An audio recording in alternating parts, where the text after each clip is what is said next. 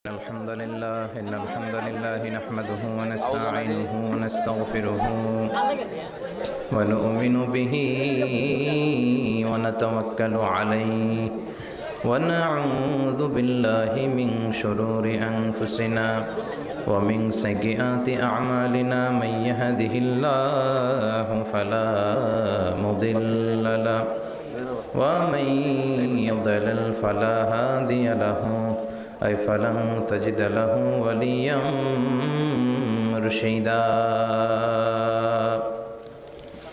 ونشهد أن لا إله إلا الله وحده لا شريك له هو الذي لا ضد له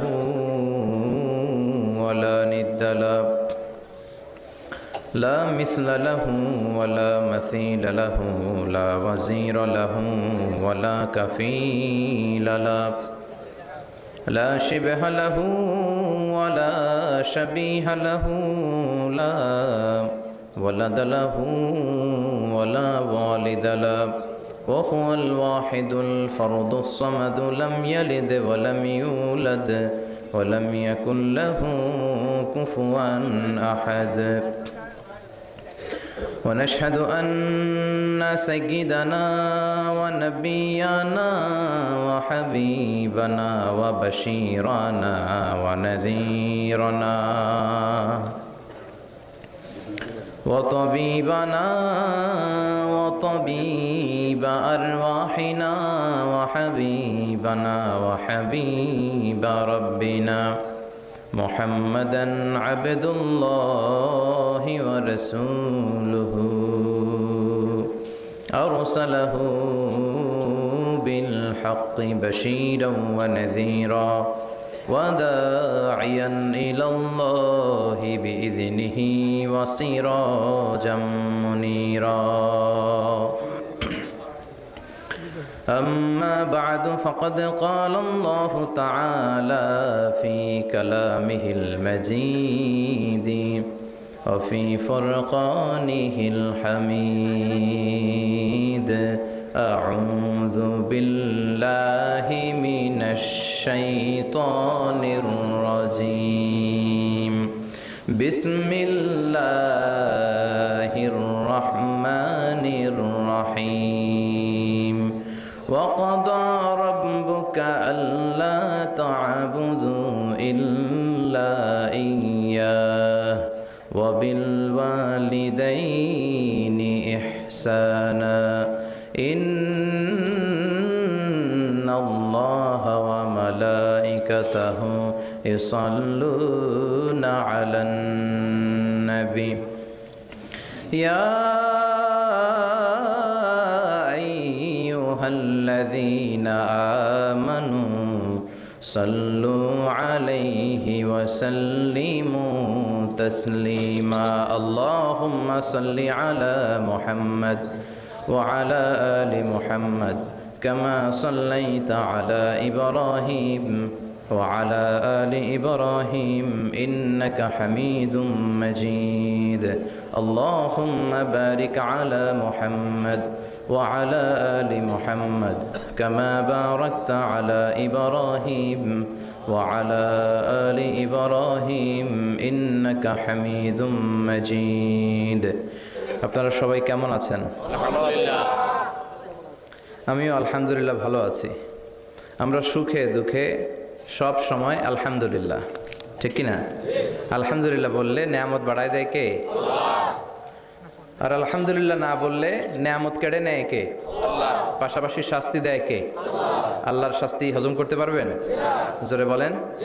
আল্লাহ বলে ইন্না বাতশা রব্বিকা লাশাদীদ, তোমার আল্লাহর পাকড়াও বড় কড়া। আল্লাহ সব সময় ধরে না ধরলে ধরে ধরে ধরে না ধরলে আল্লাহ জহরাল ফাসাদু ফিল বাররি ওয়াল বাহর বিমা কাসাবাত আইদিন নাস, জলে স্থলে এই যে অগ্নিকাণ্ড, ফাসাদ, ভূমিকম্প, বন্যা, বেকারত্বের সমস্যা, ক্ষমতার দ্বন্দ্ব, গদি নিয়ে মারামারি, এগুলো আমাদের হাতের কামাই। যেরকম ঠিক কিনা?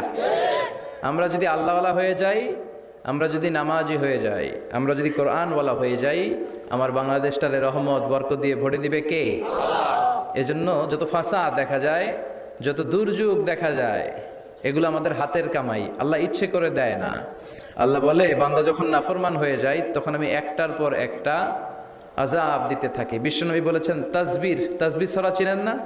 তাসবির সুতা ছিঁড়ে গেলে কি অবস্থা হয়? দানাগুলো টপ টপ টপ টপ করে একটার পর একটা পড়ে, একটার পর একটা, একটার পর একটা।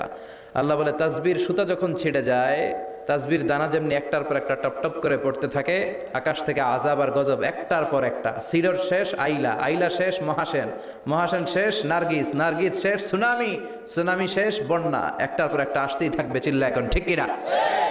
এজন্য আযাব আর গজব আসলে আমাদের তওবা করা দরকার। তওবা করব কার কাছে? কিন্তু দুর্যোগ আসলে দেখবেন দুর্যোগ মন্ত্রী টেলিভিশনে বলবে আমরা ভূমিকম্প মোকাবেলা করব, আমরা বন্যা মোকাবেলা করব। তুমি কি বন্যা মোকাবেলা করবে? আমি আল্লাহ যদি একটা ঘূর্ণিঝড় পাঠায়, একটা ভূমিকম্প পাঠায়, পুরো 16 কোটি মানুষকে মুহূর্তের মধ্যে পাউডার বানায় দিতে পারে কে? এক ভূমিকম্প এসে লক্ষ লক্ষ মানুষকে আল্লাহ দুনিয়া থেকে বিদায় করে দিচ্ছে। এক সুনামির ধাক্কায় 1.5 লক্ষ মানুষ just সোয়েপ down to the sea. সাগরের একটা পানি এসে, ঝড়ো হাওয়া এসে, একটা জলোচ্ছ্বাস এসে 1.5 লক্ষ জাপানবাসীকে সাগরের ভেতরে আল্লাহ ঢুকায় দিল। জাপানের কান্টু সিটিতে এক ভূমিকম্পে 1.5 লক্ষ লোক নাই, 2-1 সেকেন্ডের কথা। ইন্দোনেশিয়ার সুমাত্রা বান্দা আচেহ প্রদেশে লাখ মানুষ নাই। তামিলনাড়ু স্টেটে হাজার হাজার মানুষ নাই। এজন্য ভূমিকম্প দুর্যোগ আসলে কখনোই বলা উচিত না যে আল্লাহর পাঠানো এই দুর্যোগ আর গজবকে আমি মোকাবেলা করব। আরে আল্লাহর পাঠানো একটা মশা মোকাবেলার ক্ষমতাও তো আমাদের নাই, ঠিক কিনা?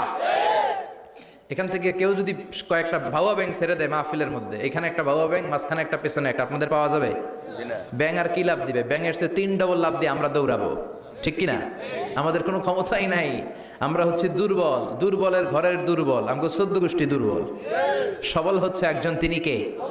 কেউ যেটা পারে না পারে কে? কেউ যেটা দেয় না দেয় কে? কেউ যেটা শোনে না শোনে কে? এজন্য দুর্যোগ আসলে, ইমার্জেন্সি পরিস্থিতি যদি দেশে আসে, সরকার বাহাদুরের উচিত, মন্ত্রীদের উচিত টেলিভিশনে এসে বলা যে আমরা জাতীয় তওবা দিবস ঘোষণা করলাম। কি দিবস? শোক দিবস করে কোনো লাভ নাই, করতে হবে তওবা দিবস। প্রধানমন্ত্রী বলবে যে আমিও তওবা করলাম, 17 কোটি জনগণ আমার, তোমরাও তওবা করো। প্রধানমন্ত্রী বলবে আমিও নামাজি হয়ে গেলাম, তোমরাও নামাজি হও। তাহলে দেশটার ভেতরে রহমত দিয়ে দিবে কে? বরকত দিবে কে? আর যদি মিডিয়া কর্মীদের সামনে দাঁড়ায় বলি ভূমিকম্প মোকাবেলা করব, আমাদের পর্যাপ্ত খাদ্য মজুদ আছে, কিচ্ছু হবে না, দুর্ভিক্ষ হবে না, তাহলে আযাব আর গজব চাপায় দিবে কে? আমাদেরকে রিজিকের ব্যবস্থা করে কে? ওয়ামা মিন দাব্বাতিন ফিল আরদি ইল্লা আলাল্লাহি রিজকুহা ওয়া ইয়ালামু মুস্তাকাররাহা ওয়া মুস্তাওদাআহা কুল্লুন ফি কিতাবিম মুবিন। আল্লাহ বলেন রিজিকের মালিক আমি একজন, তিনি কে? আমি আল্লাহ রিজিক দেই, মানুষগুলোরে রিজিক দেই, জিনগুলোরে রিজিক দেই, পাখিগুলোরে রিজিক দেই, সাগরের মাছগুলোরেও রিজিক দেয় কে? সাগরের তিমি মাছ সাগরের এক মাথা থেকে আরেক মাথায় খালি পেটে বের হয়ে যায়, দিন শেষে তিমি মাছের পেটটা ভর্তি করে তিমি মাছরে ফিরায় দেয় কে? বাবুই পাখি তার বাসা ছেড়ে সকালবেলা খালি পেটে বের হয়, বিকেলবেলা পাখির পেটকে ওদর পূর্তি করে পাখিটারে বাসায় ফিরায় দেয় কে? রিক্সাওয়ালার পকেটের টাকা নাই, আল্লাহর নাম নিয়ে রিক্সাওয়ালা সকালবেলায় রিক্সা নিয়ে বের হয়ে যায়, বিকেলবেলা রিক্সাওয়ালার পকেট ভর্তি করে টাকা দিয়ে পাঠায় কে? এজন্য রিজিকের মালিক একজন, দুনিয়ার কেউ রিজিক দিতে পারে না। পৃথিবীর সব রিজিকের রাস্তাগুলো যদি বন্ধ হয়ে যায়, সামান্য রিজিক তৈরি করার ক্ষমতা আমাদের আছে নাকি? এই পৃথিবীতে 4 জন বাদশা ছিলেন, 2 জন মুমিন, 2 জন কাফের, যারা গোটা বিশ্বের বাদশা। গোটা বিশ্বের 2 জন মুসলিম, 2 জন কাফের। কাফিরের একজনের নাম নামরুদ, আরেকজনের নাম বখতানাসর। আর মুমিন একজন হচ্ছে সৈয়দনা সুলাইমান আলাইহিস সালাম, আরেকজন হচ্ছে যুলকারনাইন। তো সৈয়দনা সুলাইমান আলাইহিস সালাম আল্লাহকে বলল, আল্লাহ আমি গোটা বিশ্বের বাদশাহ, আমি গোটা পৃথিবীর সব মানুষগুলোকে একবার লাঞ্চ খাওয়াতে চাই। কি খাওয়াতে? লাঞ্চ মানে কি? দুপুরের খাবার। আল্লাহ বলবেন নো। আল্লাহ বললেন no, it's not your job Sulaiman. Sulaiman এটা তোমার জব না, it's my duty, it's my job, it's my business. এটা আমার কাজ, আমার কাজ তুমি করতে যাও না। সাইয়েদনা সুলাইমান বললেন আল্লাহ আমারে ট্রাই করার চেষ্টা দেন, সুযোগ দেন, আমাকে একটু ট্রাই করার সুযোগ দেন, চেষ্টা করার সুযোগ দেন। আমি একটু চেষ্টা করতে চাই, গোটা বিশ্বের সব প্রাণীকুলকে, মৎস্যকুলকে, জিনকুলকে, মানবকুলকে খাওয়াতে চাই। আল্লাহ বললেন সুলাইমান এইটা তোমার কাজ নয়, তুমি পারবা না, কাজটা কার? আমি রিজিক দেই। সেদিন সুলাইমান বললেন লেট মি ট্রাই, আমাকে একটু চেষ্টা করার তৌফিক দেন, আমি একটু করি, দেখি না পারি কিনা। আল্লাহ রাজি হয় না, সুলাইমান নবীও ছাড়ে না, ভেজাল আসরা নাই। সুলাইমান আলাইহিস সালামের জোরাজুরিতে আল্লাহ রাজি হলেন। সাইয়েদনা সুলাইমানের অনুসারী ছিল জিনেরা, জিনেরা আবার ওনার কথা শুনতো। উনি জিনদের নিয়ে গোল টেবিল বৈঠক করলেন আর বললেন, সাগরের তীরে বিশাল বড় বড় ডেগের মধ্যে রান্না করো, আফ্রিকার গরুগুলোকে ফ্রাই করো, তেমি মাছগুলোকে ভুনা করো, খাসিগুলোকে রেজালা করো, পোলাও করো, খিচুড়ি করো, বিরিয়ানি করো, সব ধরনের খাবার জমা করো। অমুক অমুক দিন দুপুর বেলায় আমি সৈয়দনা সুলাইমান আলাইহিস সালাম গোটা বিশ্বের সবাইকে দুপুরের খাবার খাওয়াবো। জিনেরা বড় বড় পাতিলে রান্না করা শুরু করে দিল। রাতে রাতে সাগরের তীরে 40 কিলোমিটার এরিয়ার মধ্যে রান্নার স্তূপ। চলে আসলো সেই মাহেন্দ্র দিন, যেদিনে না লাগবে না, যেদিন খাওয়ানো হবে ওই দিন সবাই এসেছে। সৈয়দনা সুলাইমান উদ্বোধনী ভাষণ দিবেন। উনি বলতে শুরু করলেন, জিনেরা লাইন ধরবে এদিকে, মাছেরা লাইন ধরবে এদিকে, পাখিগুলো লাইন ধরবে এদিকে, মানুষগুলো লাইন ধরবে এদিকে, সবাই লাইনে লাইনে এসে খাবার খেয়ে যাও। সাগরের ভেতর থেকে বিশাল এক তিমি মাছ এসে বলে, সুলাইমান আমি লাইন মানি না। কি মানি না? আমারে বেলাইনে খাবার দাও। সৈয়দনা সুলাইমান বললেন, আমি নবী মানুষ, আমি বেলাইন করতে পারি না। তিমি মাছ বলে, আমার পেটে প্রচন্ড ক্ষুধা, এই ক্ষুধায় যদি আমি মরে যাই তাহলে কিয়ামতের দিন আল্লাহ তোমারে ছাড়বে না, কারণ আমি তোমার মেহমান হয়ে এসেছিলাম। ঝামেলা আছে না নাই? সৈয়দনা সুলাইমান বললেন, বিপদে কি করি? আসলেই তো এই তিমি মাছ আমার মেহমান, আজকে না খেয়ে যদি মারা যায় কিয়ামতের দিন আল্লাহ আমারে ছাড়বে না। সৈয়দনা সুলাইমান বললেন, ঠিক আছে, শুধু এই তিমি মাছের জন্য বেলাইন, বাকি সবাই লাইনে খাবে। কিছু লোক আছে দেখবেন সব জায়গায় বেলাইন করে, আছে না নাই? র্যাব আছে, পুলিশ আছে, এর ফাঁকে বেলাইন করে ফেলায়, আছে না নাই? তো সৈয়দনা সুলাইমান জিনদের আদেশ করে দিল, যাও আফ্রিকার একটা গরু, রোস্ট করা একটা গরু তিমি মাছের পেটের ভিতরে ঢুকায় দাও। তিমি মাছ বলল, সুলাইমান আমি হা করে রাখবো আমার মুখটা, যতক্ষণ না আমার পেট না ভরে তুমি খাবার দিতে থাকবা, পেট ভরে গেলেই মুখ বন্ধ করে ফেলবো। সৈয়দনা সুলাইমানের কথা অনুযায়ী জিনের বাদশা একটা আস্ত গরু ফ্রাই করা তিমি মাছের পেটের ভিতরে ঢুকাই দিছে, কিন্তু তিমি মাছ হা করে আছে। সৈয়দনা সুলাইমান বললেন, কয়েকটা খাসি মেরে দাও। একটা খাসি দিয়ে দিল, তারপরও হা করে আছে। বড় বড় ডেক থেকে পোলাও দাও, খিচুড়ি দাও, বিরিয়ানি দাও, আরো কয়েকটা গরু দাও, হা করে আছে। আরো কয়েকশো গরু দাও, হা করে আছে। আরো কয়েক হাজার গরু দাও, হা করে আছে। সুবহানাল্লাহ কইবেন না? দিতে দিতে 1 কিলোমিটারের খাবার নাই, 2 কিলোমিটারের খাবার শেষ, 10 কিলোমিটারের খাবার শেষ, 20 কিলোমিটার শেষ, 30 কিলোমিটার শেষ, 40 কিলোমিটারের খাবার শেষ। এখনো তিমি মাছের মুখটা হা করা আছে না নাই? সৈয়দনা সুলাইমান সেজদায় পড়ে গেলেন, ডেকে বললেন, আল্লাহ আমি বুঝি নাই, গোটা বিশ্বের সবাইকে তো দূরের কথা, একটা মাছরেও তো রিজিক দিতে পারলাম না। তিমি মাছ এখনো হা করা, ডেকে বলে, সুলাইমান প্রতিদিন রব্বুল আলামিন 3টা লোকমা খাবার আমারে খাওয়ায়, তুমি 40 কিলোমিটারের খাবার পেটে দিয়েছো, কিন্তু আল্লাহর 3টা লোকমার একটা লোকমার সমানও হয় না। এজন্য আল্লাহ বললেন, ওয়ামা মিন দাব্বাতিন ফিল আরদি ইল্লা আলাল্লাহি রিজকুহা ওয়া ইয়ালামু মুস্তাকাররাহা ওয়া মুস্তাওদাআহা কুল্লুম ফি কিতাবিম মুবিন। আল্লাহু আকবার। এই পৃথিবীতে যত প্রাণী আছে, মানুষ আছে, সবাইকে রিজিক দেয় কে? এজন্য রিজিকের মালিক আল্লাহ। ডেকে বললেন, গোলাম আযাব আর গজব ততদিন আসবে যতদিন তোমাদের নাফরমানি বন্ধ না হয়, আর যেদিন থেকে নামাজি হয়ে যাবা, যেদিন থেকে আল্লাহওয়ালা হয়ে যাবা, আযাব আর গজব বন্ধ করে দিবে কে? রহমত দিয়ে দেশটারে ভরে দিবে কে? লা ইন শাকারতুম লা আযীদান্নাকুম। শুকরিয়া করো, আমি নিয়ামত বাড়াই দিব। কার কথা? আর জোরে বলেন, কার? আল্লাহ সব সময় আমাদেরকে তুমি নিয়ামত গুজারদের অন্তর্ভুক্ত হওয়ার তৌফিক দাও, আমিন। আর জোরে পড়েন আমিন। না সাথী একটা দুইটা কুয়াশা করে না, শুকরিয়া না লাগবে না, শুকরিয়া, এটা রহমতের কুয়াশা। আলহামদুলিল্লাহ পড়েন, সমস্যা হবে না ইনশাআল্লাহ। টিস্যু আছে তো, মুছে নেওয়া যাবে। নাওতলা পশ্চিম পাড়া জামে মসজিদের উদ্যোগে 23তম বার্ষিক ওয়াজ ও দোয়ার মাহফিল। 23 বছর ধরে এখানে কোরআনের কথা হয়। আমরা খুশি না বেজার? আজকের এই মহতী প্রোগ্রামের সভাপতি বিশিষ্ট সমাজসেবক জনাব মোহাম্মদ ওহিদুল্লাহ সাহেব, চেয়ারম্যান 3 নং মাধাইয়া ইউনিয়ন পরিষদ, আমার নানা ভাই। জোরাজোরি করে আজকে আমার আনছে, আইনাই ছাড়ছে। আমি যত বছর বাঁচি অত বছর এনে আসতে হবে। কি বলেন আপনারা? আল্লাহ আমাদের সভাপতি নানা ভাইকে তুমি কবুল করে নাও। বিভিন্ন মাহফিল হলেই ছুটে যায়। অনেক চেয়ারম্যান আছে মাহফিল বন্ধ করে, আর আমার নানা ভাই মাহফিল করে, ঠিক কি না? এরকম চেয়ারম্যানের দরকার আছে না নাই? আল্লাহ তুমি ওনাকে কবুল করো। জনপ্রতিনিধি হিসেবে ওনার কাঁধে যে দায়িত্ব, সবগুলো সঠিকভাবে আল্লাহ তুমি আঞ্জাম দেওয়ার তৌফিক দাও। আমাকে রেখেছেন প্রধান বক্তা, আপনাদের শুকরিয়া। আমার আগে কথা বলেছে বিশিষ্ট ইসলামী চিন্তাবিদ জনাব হযরত মাওলানা মোহাম্মদ আলী আশরাফ সাহেব, মুহাদ্দিস চান্দিনা আলামিন কামিল মাদ্রাসা। চমৎকার কথা বলছিলেন, আবার কিছু কালেকশনও করলেন। বিশ্বনবীও কিন্তু কালেকশন করতেন। বিশ্বনবী ঈদের নামাজের পরে মহিলাদেরকে বললেন তাসাদ্দাকনা, মদিনার মহিলারা তোমরা বেশি বেশি দান খরচ করো, কারণ মেরাজের রাতে আমি দেখেছি পুরুষদের চেয়ে তোমরা নারীরা বেশি জাহান্নামী।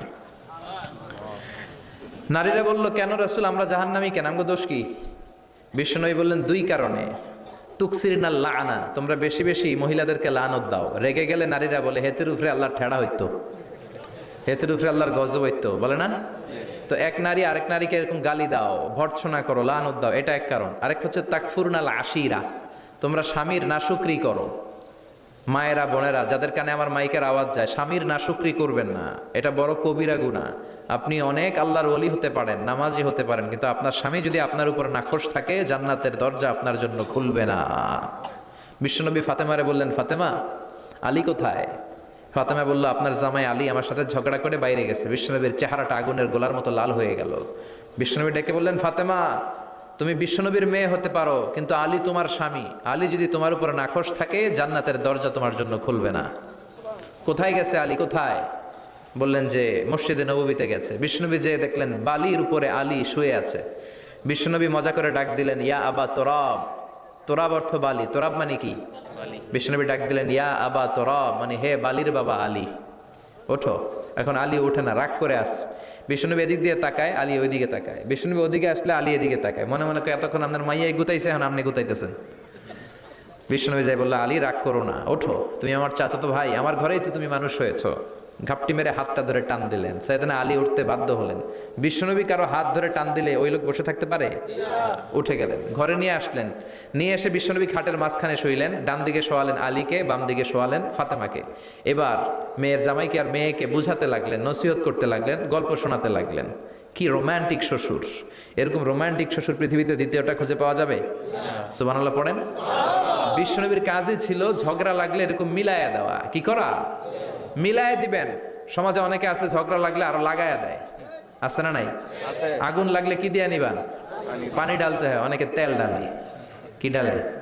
তো আগুন আরো জ্বলে ওঠে। বিষ্ণু বললেন, না, খবরদার, ইসলাহু যাতিল বাইন, মিলায় দিবেন। স্বামী স্ত্রীর ঝগড়া মিলায় দেন, ভাইয়ে ভাইয়ে কোপাকুপি মিলায় দেন, এলাকায় এলাকায় গ্রামে গ্রামে মারামারি না লাগায়া মিলায় দেন। জান্নাতে আপনার ঘরটারে বড় করে দিবে কে? আল্লাহ। বিশ্বনবীর কাজ ছিল মিলায়া দেয়া।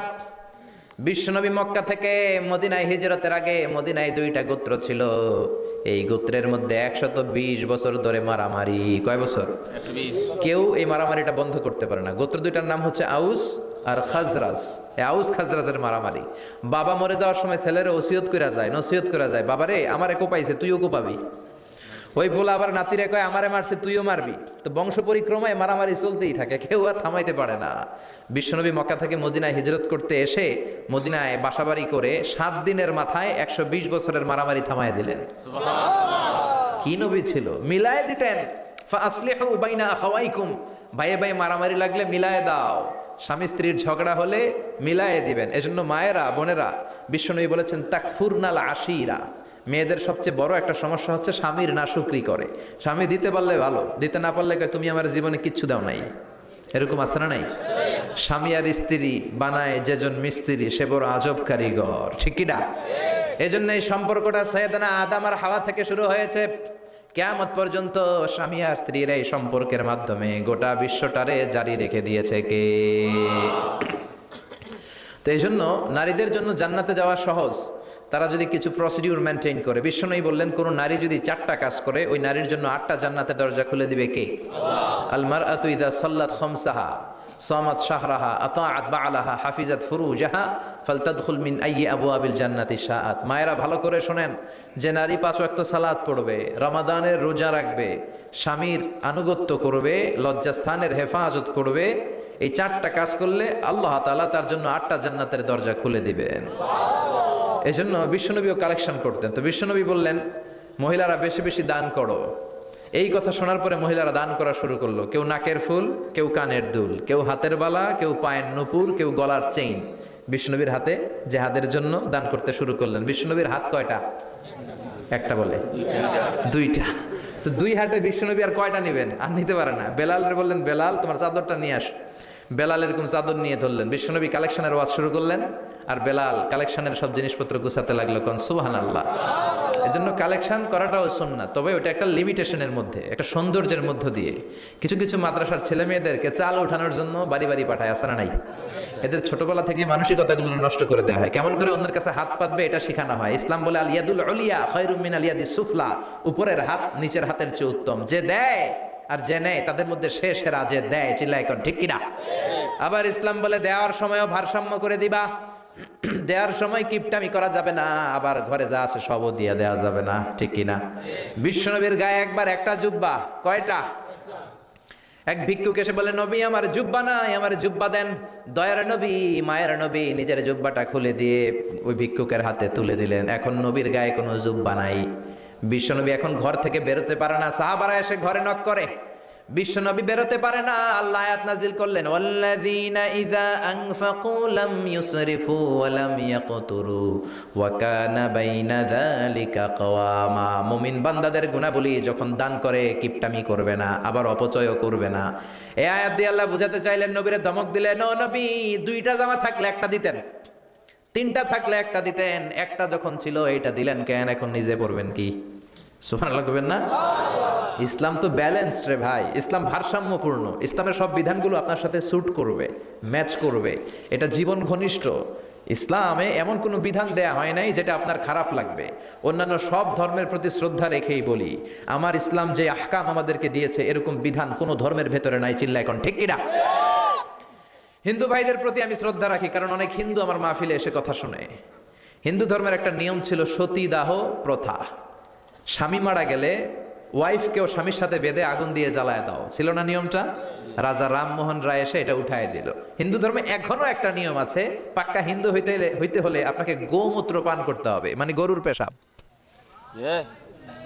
লা ইলাহা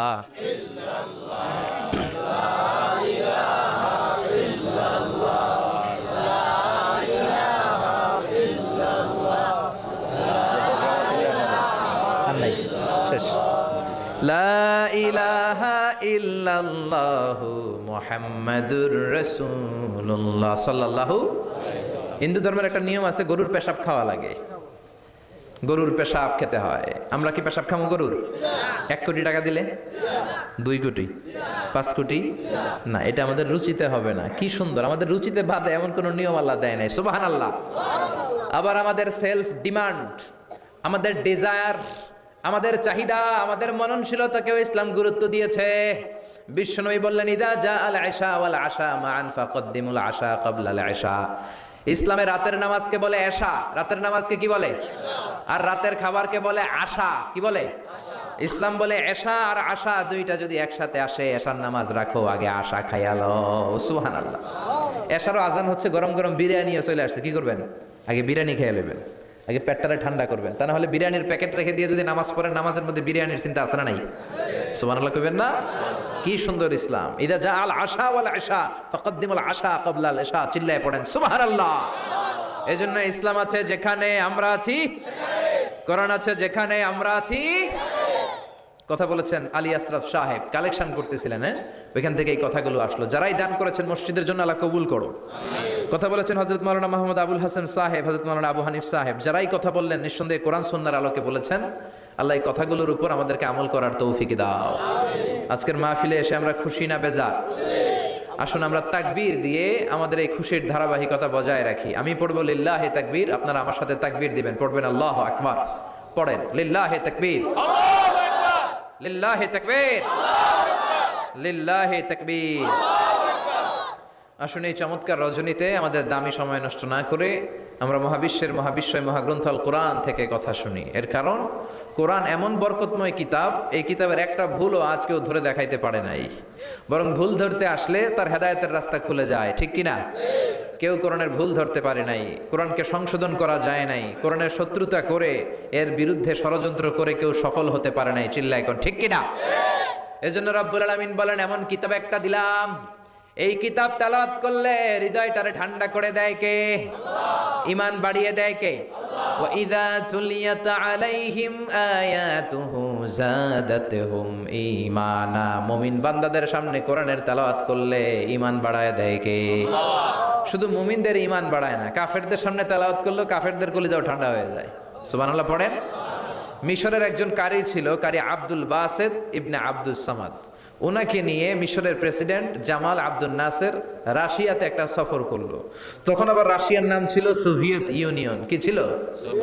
সোভিয়েত ইউনিয়ন, এখন হয়েছে রাশিয়া। বিশাল মন্ত্রী পরিষদের বহন নিয়ে গেল। রাশিয়ার প্রেসিডেন্ট মিশরের প্রেসিডেন্টকে লাল গালিচার সংবর্ধনা দিয়ে ওয়েলকাম করলো। এবার মিশরের প্রেসিডেন্ট তার মন্ত্রী পরিষদকে পরিচয় করায় দিচ্ছে যে এটা হচ্ছে আমার হোম মিনিস্টার, এটা আমার এডুকেশন মিনিস্টার, এটা আমার ফিনান্স মিনিস্টার। তো সবাইকে পরিচয় করে দেওয়ার পরে ওনার সাথে যে মিশরের কারি আব্দুল বাসেতের দিকে তাকিয়ে রাশিয়ার প্রেসিডেন্ট বলে, এইটা আবার কোন মন্ত্রী? এটা হোমমন্ত্রী, এটা শিক্ষামন্ত্রী, এটা অর্থমন্ত্রী, এই যে জুব্বা পরা এই লোকটা, এটা আবার কোন মন্ত্রী? তো মিশরের প্রেসিডেন্ট বলে, এটা আমাদের কোনো মন্ত্রী না, এটা আমগো কারি। এটা কি? হেরা কি কারি কি বুঝে? এরা বলতেছে কারি আবার কি? তো মিশরের প্রেসিডেন্ট জামাল আব্দুল নাসের বলে, he is the reciter of our holy book Quran. তিনি আমাদের ধর্মীয় গ্রন্থ কোরআন তেলাওয়াত করে আমাদেরকে শোনায়। আমরা আমাদের বিভিন্ন প্রোগ্রামে ওনাকে ইনভাইট করি, উনি আমাদের ধর্মীয় গ্রন্থ আবৃত্তি করে শোনায়। তো রাশিয়ার প্রেসিডেন্ট বলে, তোমাদের ধর্মগ্রন্থ আবৃত্তি করে শোনায়? তোমাদের প্রোগ্রামে আজকে রাতেও তো আমাদের জাতীয় প্রোগ্রাম, একটা বড় প্রোগ্রাম আছে, যেই প্রোগ্রামে আমরা সবাই মদ খাবো আর বেলি ড্যান্স দেখবো। কোমর দুলানো ডান্স, রূপবানে না আছে কোমর দুলাইয়া, এই কোমর দুলানো ডান্স আমরা দেখব। তো তুমি যদি বলো আজকের এই ডান্স বন্ধ করে আমরা তোমাদের কারি সাহেবের কাছ থেকে তেলাওয়াত শুনতে পারি। জামাল আব্দুল নাসের বলল, ঠিক আছে তাই করেন, ডান্স বন্ধ করে দেন। তো রাশিয়ার প্রেসিডেন্ট কয়, ওকে ডান, দ্য ডিসিশন ইজ ফাইনাল। আজকে রাতে কোমর দুলানো নৃত্য হবে না, আজকে তোমাদের কারি সাহেবের তেলাওয়াত শুনবো আর মদ খাবো। কি খাবো?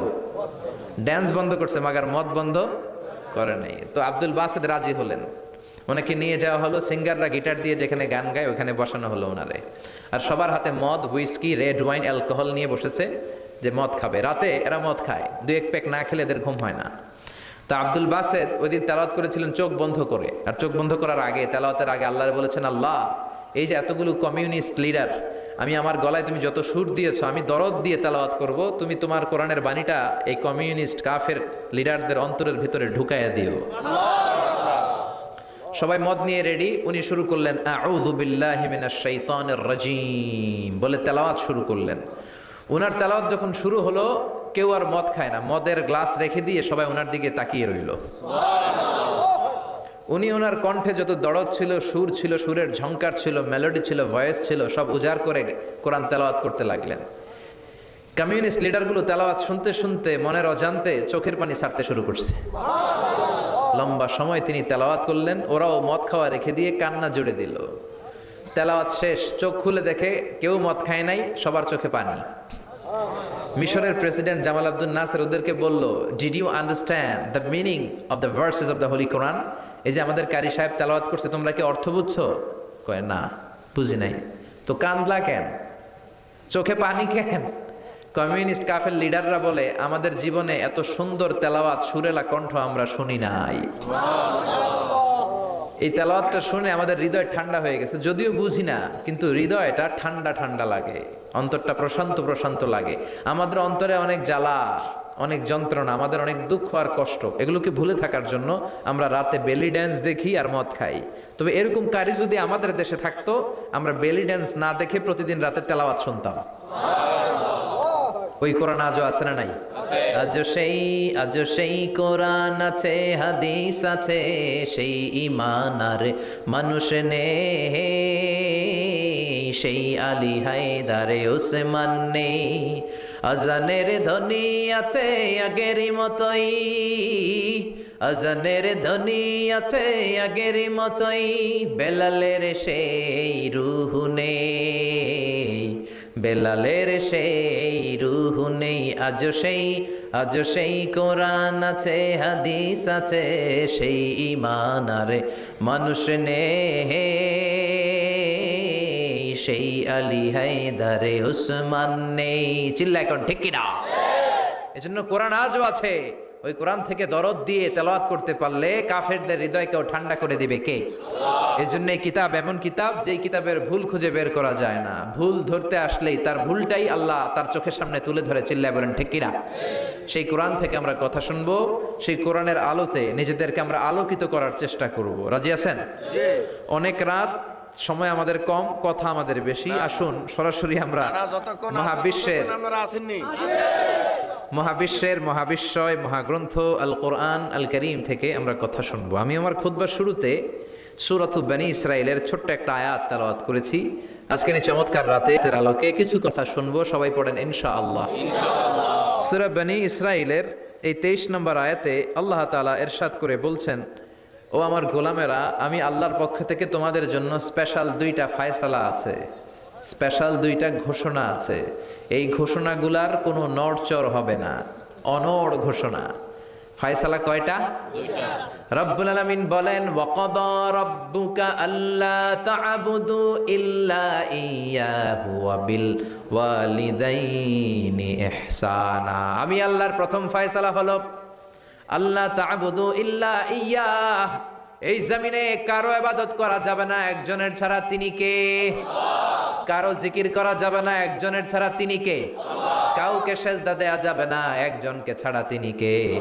এখন আপনি যদি মসজিদেও সেজদা দেন, মাজারেও সেজদা দেন, তাহলে কি আপনি আল্লাহর বান্দা হতে পারলেন নাকি? মাজারে সেজদা দেয়া যাবে না, সেজদা দিতে হবে মসজিদে। সেজদা পাওয়ার অধিকারী একজন। এজন্য আল্লাহ বলেন, ওয়াসজুদ ওয়াক্তারিব, সেজদা দাও, আমার নিকটবর্তী হও। বান্দা যখন সেজদা দেয়, বান্দা আল্লাহর কাছে চলে যায়। দেখা যায় মসজিদের মধ্যে সেজদা পড়ে, কার্পেটের মধ্যে সেজদা পড়ে, জায়নামাজে পড়ে। আল্লাহ বলে, না, জায়নামাজে পড়ে নাই, আমি আল্লাহর কুদরতি পায়ের উপরে তোর সেজদাটা পড়েছে। এজন্য সেজদা দেওয়ার দরকার আছে না নাই? যারা সেজদা দেয় তাদের সাথে কোরআনের আইন বাস্তবায়নের দরকার আছে না নাই? এজন্য আল্লাহ বললেন, আমার ফায়সালা 2টা। জোরে বলেন, কয়টা? 1 নম্বর ফায়সালা, আল্লাহ তা'বুদু ইল্লা ইয়্যা, এক আল্লাহ ছাড়া অন্য কারো ইবাদত করা যাবে না।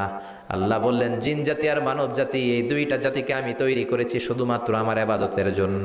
কার কথা? ওমা খালাকাতুল জিন্না ওয়াল ইনসা ইল্লা লিয়াবুদুন। জিন জাতি এবং মানব জাতিকে আমি তৈরি করলাম আমার ইবাদতের জন্য। কার ইবাদত?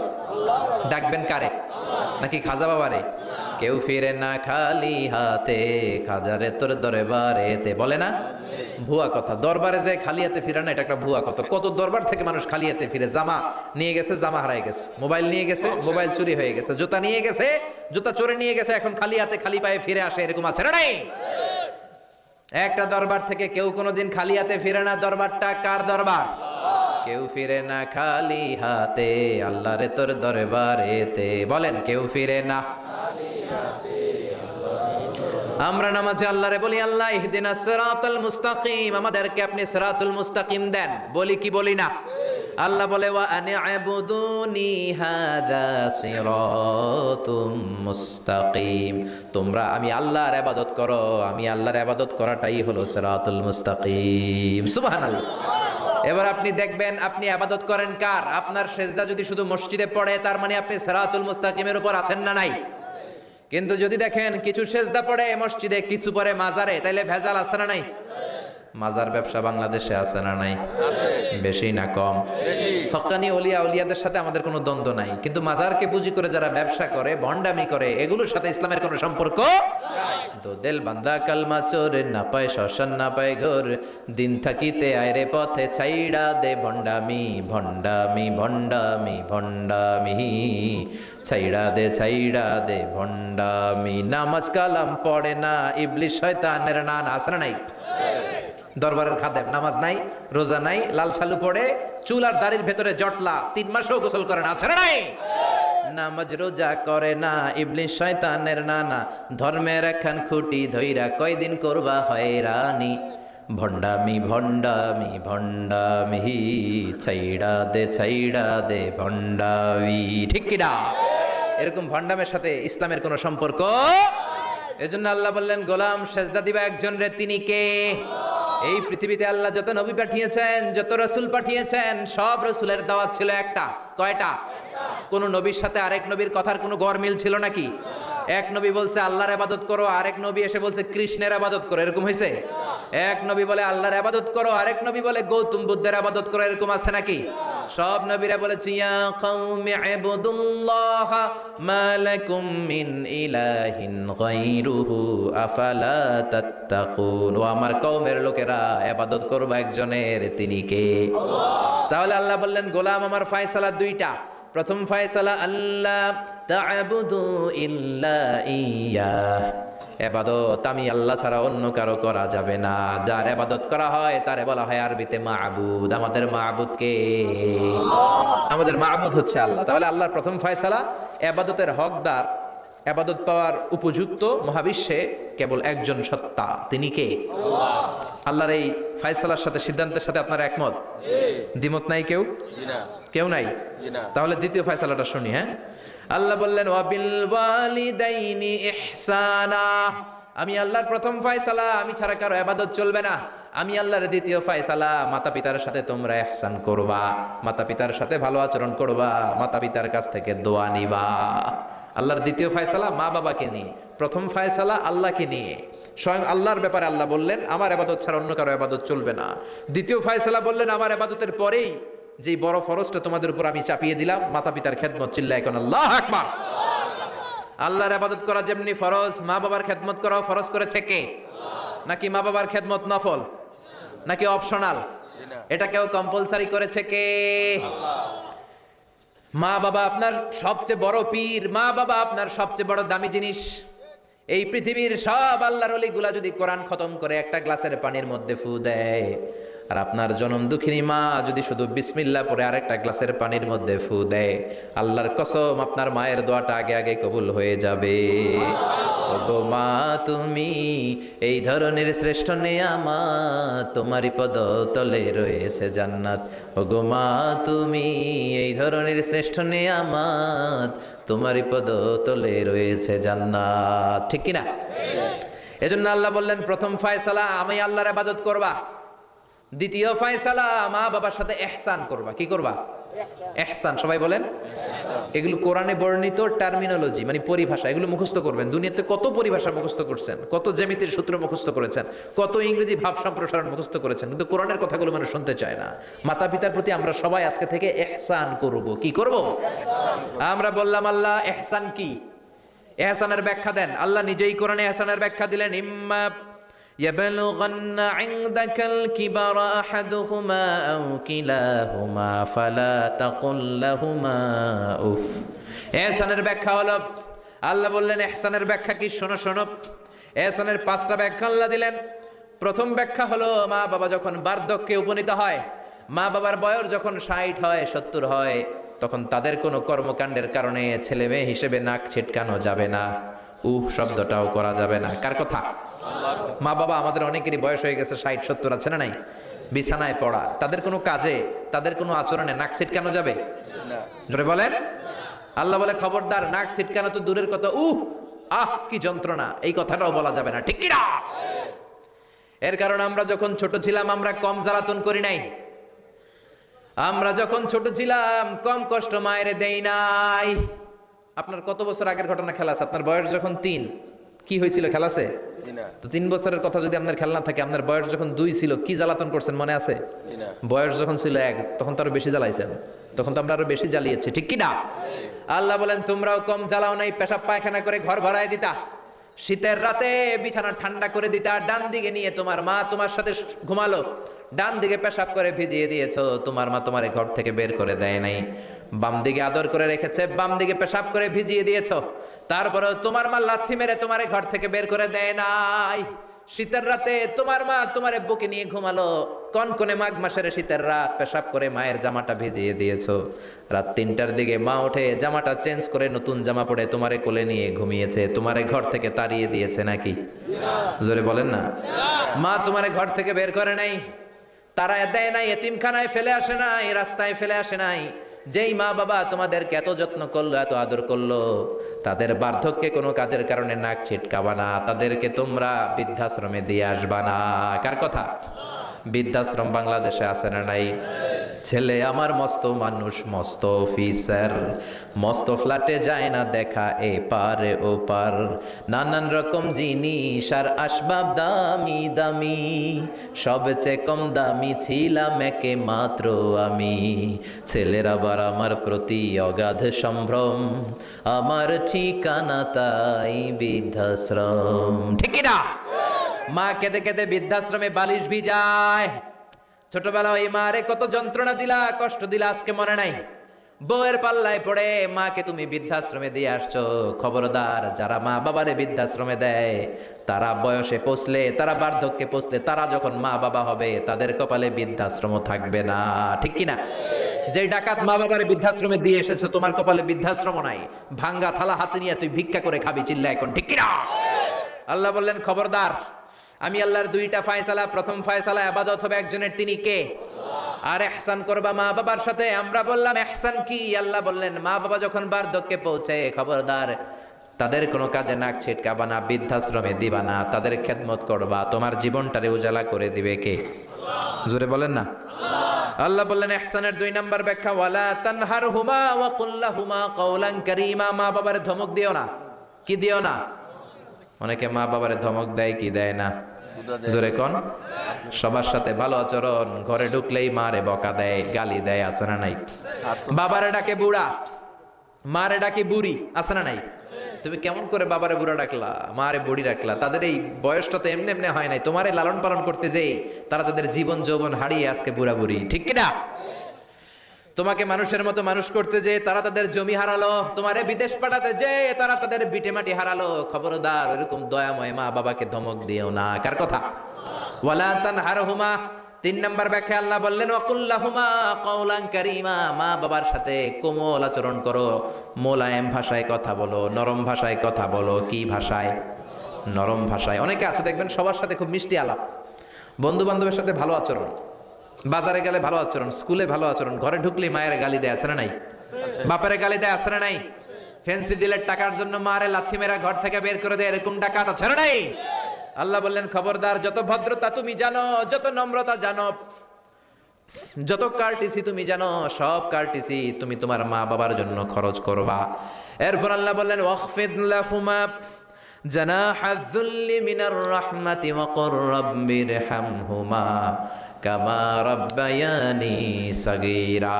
তোমার যত ক্ষমতা আছে, সম্পদ আছে, মা বাবার জন্য বিলিয়ে দাও। বেতন পেলে টাকাটা আগে মায়ের হাতে দাও। বউরে তো দিবেনি, আগে কিছু মায়ের হাতে দিন, ঠিক কিনা? গিফট দিলে আগে মায়ের গিফট দাও, বরকত দিয়ে দিবে কে? মার হাতে তুলে দাও, বরকত আছে না নাই? মায়ের হাতে আগে দিলে ওই বেতনের ভেতরে বরকত ঢুকায় দিবে কে? আর বাবা মা একজন কিংবা 2 জন যদি দুনিয়া ছেড়ে বিদায় নেয়, তাদের কবরের সামনে দাঁড়িয়ে চোখের পানি ছেড়ে পড়তে আরম্ভ করো রব্বির হামহুমা কামা রাব্বায়ানি সাগীরা ওয়া কুর রাব্বির হামহুমা কামা রাব্বায়ানি সাগীরা। ও আল্লাহ, মা বাবা দুজন যেমনি আমাদেরকে আদর করেছে, মা বাবার কবরে তুমিও আমাদের বাবা মা 2 জনকে আদরের চাদরে ঢেকে নিও। পড়েন আমিন। যাদের বাবা মা নাই এই দোয়াটা করবেন, প্রত্যেক নামাজের পরে আব্বা আম্মার জন্য এই দোয়াটা করতে হবে। রাজি আছেন তো? আমরা যারা আব্বা আম্মা হারিয়েছি, আল্লাহ তাদের কবরগুলোরে তুমি জান্নাতের বাগান বানাও। এজন্য মা বাবার সাথে ভালো আচরণ এটা ফরজ। যুবক ভাইয়েরা, রক্ত গরম, মাথা ঠিক থাকে না, মার সাথে কি বলো, বাবার সাথে কি আচরণ করো। যেই বাবা মা তাদের জীবন যৌবন শেষ করলো তোমার জন্য, খবরদার ওই বাবা মারে গালি দিও না। তুমি নামাজি হতে পারো, তুমি আল্লাহর ওলি হতে পারো, হাজী সাহেব হতে পারো, কিন্তু মা বাবা যদি তোমার উপর না খোশ হয়, তোমার দুনিয়াও শেষ, আখিরাতও আমও শেষ, সালাও। এজন্য বিশ্বনবী বললেন সবচেয়ে ভালো আমল মা বাবার সাথে ভালো আচরণ। আরবিতে এটারে বলে বিররুল ওয়ালিদাইন। কি বলে? এক সাহাবী বলল, নবী আইয়ুল আমালি আফদাল, এই পৃথিবীর বুকে সবচাইতে সেরা আমল কোনটা? বিষ্ণু বললেন 3টা। কয়টা? 1 নম্বরে আসসালাতু ফি ওয়াক্তিহা, সময় মতো নামাজ, আজান হওয়ার সাথে সাথে নামাজ পড়বা, এর চেয়ে ভালো কাজ আর নাই, ঠিক কিনা? সালাতে কায়েম করো, সালাতে কায়েম করো, হবে সম্মানী তুমি, হবে জান্নাতি তুমি, হবে সম্মানী তুমি, হবে জান্নাতি তুমি, দিবে কাল হাসরে শীতল ছায়া আরশে আজিম, রাব্বিয়াল আলা রাব্বিয়াল আযীম। সুবহানাল্লাহ পড়েন। 1 নাম্বার হলো আসসালাতু ফি ওয়াক্তিহা, সময় মতো নামাজ পড়া। 2 নম্বরে বিররুল ওয়ালিদাইন, মাতা পিতার খেদমত করা। 3 নম্বরে আল জিহাদু ফি সাবিলিল্লাহ, আল্লাহর রাস্তায় জিহাদ করা। আল্লাহর রাস্তায় জিহাদের দরকার আছে না নাই? আছে। এই 3টা আমল সেরা। নামাজ যেমনি সেরা, মাতা পিতার সাথে ভালো আচরণ সেরা, জিহাদ করা সেরা। আরেক বর্ণনায় বিশ্বনবী বললেন মা বাবার খেদমত করা জিহাদের চেয়ে বেশি দামি। আল্লাহু আকবার। এক সাহাবী বললেন ইয়া রাসূলুল্লাহ আস্তাযিনুকাল জিহাদ, আমি জিহাদে যাওয়ার অনুমতি চাই। বিশ্বনবী বললেন বাবা মা কেউ বেঁচে আছে নাকি? সাহাবী বললেন আছে। বিশ্বনবী বললেন যাও ঘরে ফিরে যাও, ফাফিহিমা ফাজাহিদ, বাবা মার খেদমত করো, বাবা মার খেদমত করলে ঘরে বসেই জিহাদের সওয়াব পাবা। কি নেয়ামত, চিনি না আমরা, বুঝি না, যতদিন থাকে ততদিন বুঝি না, গেলে বুঝবো, কিন্তু ওই বুঝলে আর লাভ হবে না, ঠিক কি না? বটবৃক্ষের মতো আমাদেরকে ছায়া দিয়ে রাখে, আদর দিয়ে, সোহাগ দিয়ে, পরামর্শ দিয়ে, বিপদের সময় আগলে রাখে, ছাতার মতো মাথার উপরে দাঁড়িয়ে থাকে। যার মা নাই সে বুঝে মা না থাকার কি জ্বালা। বন্ধু চলে গেলে বন্ধু পাওয়া যায়, বউ চলে গেলে বউ পাওয়া যায়, টাকা চলে গেলে টাকা পাওয়া যায়। জনম দুঃখিনী মা যদি দুনিয়া থেকে একবার বিদায় নেয়, ওই মারে আর পাওয়া যাবে নাকি? জোরে বলেন। এজন্য বিশ্বনবী বললেন রেদার রাব্বি ফি রেদাল ওয়ালিদ ওয়া সাখাতুর রাব্বি ফি সাখাতিল ওয়ালিদ। বাবা মা খুশি তো আরশের মালিক খুশি, বাবা মা বেজার তো আরশের মালিক বেজার। এজন্য সব সময় বাবা মারে খুশি রাখার দরকার আছে রাডাই। বিশ্বনবী বলেন জান্নাতে স্পেশাল দুইটা দরজা আছে, একটার নাম আব্বা, আরেকটার নাম আম্মা। একটা দরজার নাম আল আব, আরেকটার নাম আল এই দুইটা দরজা আমাদের ঘরে আছে না নাই? বিশ্বনবী বলেন হুমা জান্নাতুকা ওয়া নারুক, বাবা মাই তোমার জান্নাত, বাবা মাই তোমার জাহান্নাম। এখন বাবা মার সাথে কি আচরণ করবা এটা তোমার সিদ্ধান্ত, দ্য ডিসিশন ইজ ইয়ার্স, সিদ্ধান্ত তোমার। তুমি কি ভালো আচরণ করে জান্নাত কামাবা না জাহান্নামী হবা? চিল্লা এখন, ঠিক কি না? বাবা মা যদি মুশরিক হয়, বাবা মা যদি হিন্দু হয়, বাবা মা যদি কাফির হয়, তারপরেও বাবা মার সাথে ভালো আচরণের দরকার আছে না নাই? এই বাংলার জমিনে অনেক হিন্দু ফ্যামিলি থেকে হিন্দুর ছেলে মুফাসসিরে কোরআনের তাফসীর শুনে মুফাসসিরের হাতে হাত রেখে কালিমা পড়ে মুসলমান হয়েছে, আছে না নাই? কিন্তু বাবা মা মুসলমান হয় নাই, আছে না নাই? তো ওই বাবা মার সাথে কি খারাপ আচরণ করা যাবে? হিন্দু হোক, ওইটা বাবা মা, ওই বাবা মার দোয়া লাগবে, আশীর্বাদ নিতে হবে। ওই বাবা মার দোয়া ছাড়া তুমি জীবনে কিচ্ছু করতে পারবা না, ঠিক কি না? বিশ্বনবীর শালীর নাম আসমা বিনতে আবি বকর।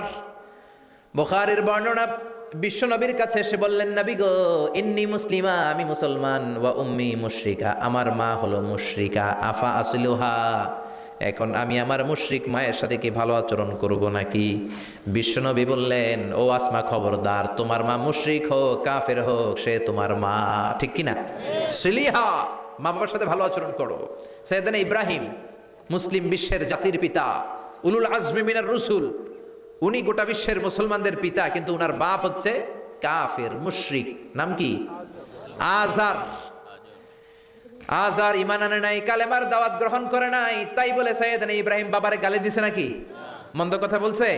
ইয়া আবাতি লিমা তা'বুদু মা লা ইয়াসমা'ু ওয়া লা ইউবসিরু ওয়া লা ইউগনি আনকা শাইআ।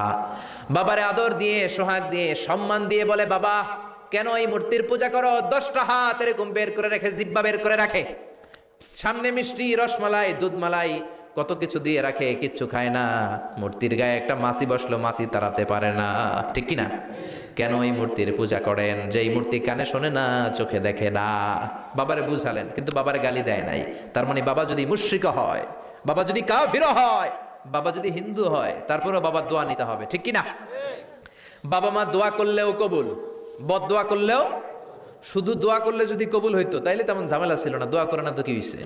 কিন্তু বদ দোয়া করলেও তো কবুল, দোয়া করে না, যদি বদ দোয়া করে মুসিবত আছে না নাই? বাবা মার ছেলে মেয়েদের দৃষ্টান্ত তরমুজ আর ছুরির মতো। বাবা মা হলো ছুরি, ছেলে মেয়ে তরমুজ। তরমুজ নিচে রেখে উপর থেকে ছুরি মারলে তরমুজ কেটে যায়, আবার ছুরি নিচে ধরে রেখে উপর থেকে তরমুজ ফেললেও তরমুজ কেটে যায়। উভয় অবস্থায় তরমুজের ক্ষতি হয়, ছুরির কিছু হয় নাকি? কথা বুঝতে পেরেছেন? এজন্য বাবা মা অনেক বড় নেয়ামত। বিশ্বনবী বললেন 3 জিনিসের দিকে নজর করা মাত্রই সওয়াব দেয় কে?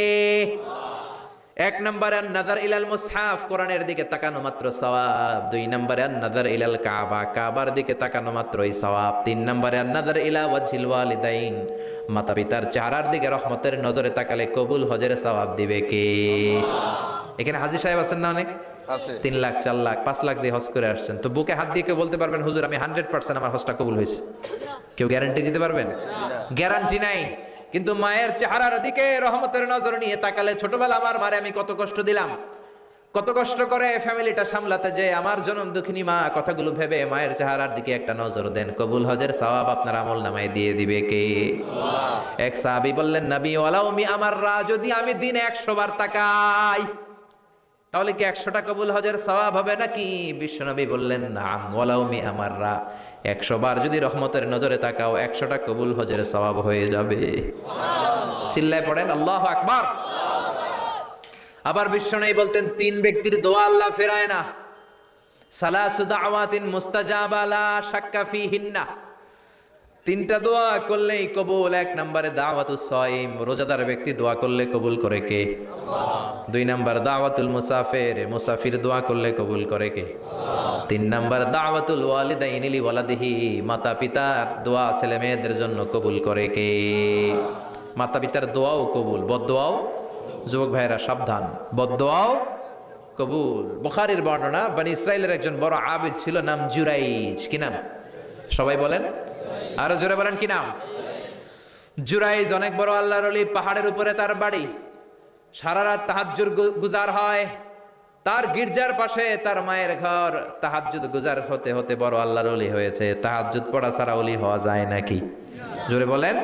অমিনাল লাইলি ফাতাহাজ্জাদ বিহি নাফিলাতাল লাকা আসা আন ইয়াবআসাকা রাব্বুকা মাকামাম মাহমুদা। তাহাজ্জুদের নামাজ পড়লে আপনার মর্যাদা বাড়িয়ে দিবে কে? আল্লাহ। উনি প্রতি রাতে তাহাজ্জুদ পড়তেন। শুনতেছেন না? জিমানি আসছে আপনাদের? জি না।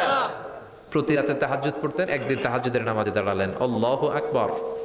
ইন দ্য মিন টাইম ওনার মা পাশের ঘর থেকে ডাক দিয়েছে, বাবা জুরাইজ, ইয়া জুরাইজ আশরিবনি মোয়, আমার একটু পানি খাওয়া। কি খাওয়া? পানি। রাতের বেলা মাঝে মাঝে বয়স্কদের পানির তৃষ্ণা লাগে না? ও বাবা পানি খাওয়া।